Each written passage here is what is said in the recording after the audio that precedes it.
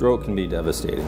First of all, you can die. You can end up severely debilitated in a nursing home. You can lose function, lose ability to interact with family members. When symptoms begin, it's critical to seek help.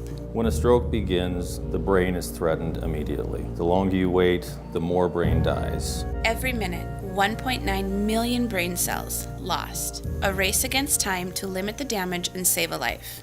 Now, new hope for patients with the most severe strokes, available in the Northland only at St. Luke's. We go directly to the brain and remove the clot. It's called a stroke thrombectomy, and it doubles the chance of successfully removing the clot. We bring the patient to our operative suite, place a fine catheter through an artery in the leg, thread it all the way up to the brain, and once it's there, we use state-of-the-art technology to remove the clot, effectively curing the stroke. A treatment like this used to mean sending a patient to the Twin Cities, losing critical time. So if you look at transporting the patient down to the cities, approximately an hour and a half, you've decreased their odds of a functional outcome by 36%. And that's a huge deal for stroke patients. So again, we're very, very fortunate to be able to provide that type of treatment up here. It's this forward thinking that has earned St. Luke's repeated recognition from the American Heart Association and the American Stroke Association. It really takes a commitment from the whole organization to support stroke care.